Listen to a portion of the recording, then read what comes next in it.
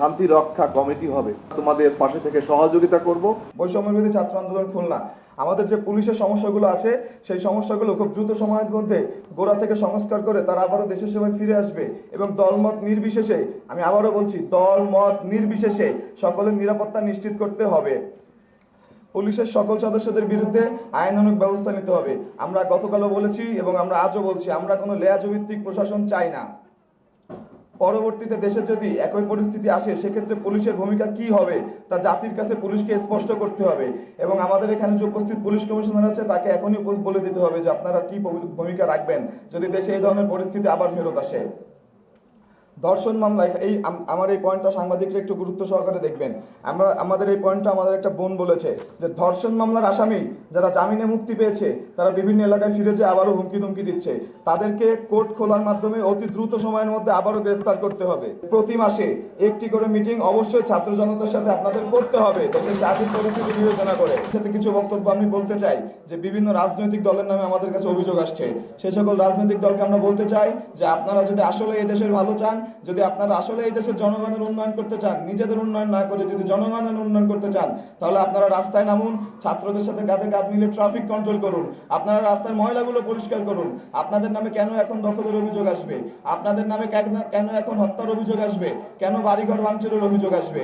আপনারা অতি দ্রুত সকল রাজনৈতিক দল ব্যবস্থা নেবেন এবং আপনারা নিজেদের প্রমাণ করবেন যে আপনারা এই দেশের জন্য, এই দশের জন্য আন্দোলন করেছেন।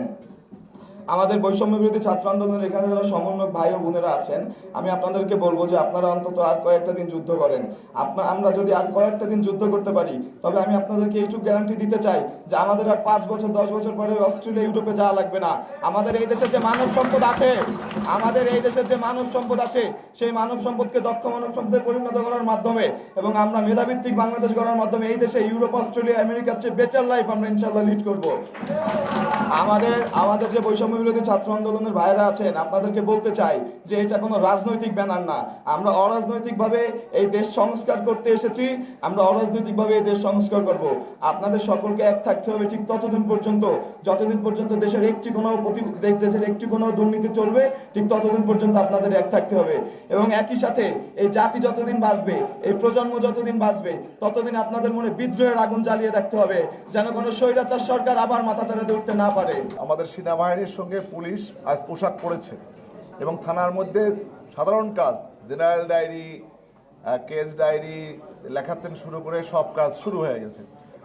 আমরা আশা করছি যে আগামীকাল থেকে থানা পুলিশ কার্যক্রম হয়ে যাবে। আর রাত্রে আমরা যতদূর সংবাদ পেয়েছি যে সম্মানিত প্রধান উপদেষ্টা বা তার উপদেষ্টাদের মধ্যে থেকে, মাননীয় উপদেষ্টাদের মধ্যে থেকে রাজারবাগ পুলিশ লাইনে গেলেই এই সমস্যার সমাধান রাজারবাগ কেন্দ্রিক যে কেন্দ্রীয় সিদ্ধান্ত হলে তখন আমরা হয়তো কাল পরশুর মধ্যে আমরা আশা করতেছি যে ট্রাফিক পুলিশ সহ সব পুলিশ তখন রাস্তায় নামবে এবং আমি কথা দিচ্ছি যে প্রথম দিকে অবশ্যই আপনারা যারা মাঠে আছেন তাদের নিয়েই আমরা কাজ করব। একটা সবচেয়ে ভালো কথা যে আজকে যেসব কথা হলো এটার কতদূর অগ্রগতি হলো, এটা অবশ্যই প্রতি মাসে এই সমন্বয়কদের নিয়ে একটি করে সভা এখানে অনুষ্ঠিত হবে।